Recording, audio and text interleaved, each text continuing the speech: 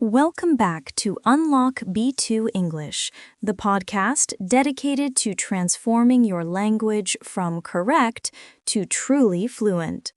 I'm Sarah. And I'm Mark, and today we are addressing one of the biggest gaps in B2 vocabulary, the language of feelings. If your default setting is still, I'm happy or I'm sad, you are missing out on a world of expression. Have you ever tried to describe a complex feeling, like that mix of exhaustion and frustration, but the only words you could find were tired or bad? If so, this episode is your emotional vocabulary upgrade. At the B2 level, we must express nuance. Let's start with sadness. Instead of just sad, a fluent speaker might say they are feeling down in the dumps, or more formally, dejected. If you didn't get the job you wanted, you wouldn't just be sad, you'd be dejected. That's right. Down in the dumps is a fantastic idiom for general gloom.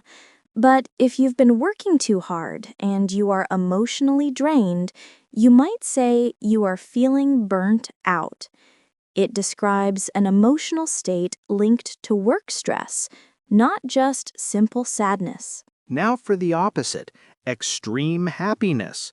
Instead of saying, I am very, very happy, you can say you are euphoric, thrilled, or using the classic idiom, on cloud nine. On cloud nine is perfect for celebrating success. You could also say you are walking on air after receiving great news. These idioms make your storytelling much more vivid and entertaining. Let's move to stress and annoyance. If you have too much work, you are totally overwhelmed.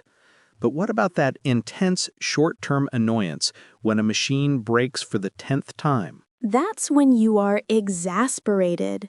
It's stronger than annoyed and often relates to something irritating happening repeatedly.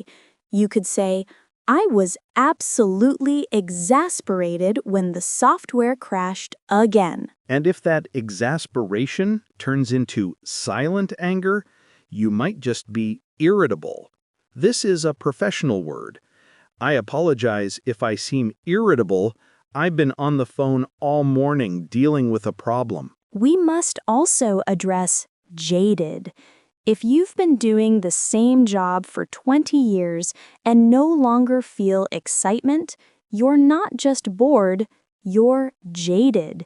You've lost enthusiasm due to overexposure. Finally, let's discuss those heavy, unresolved feelings.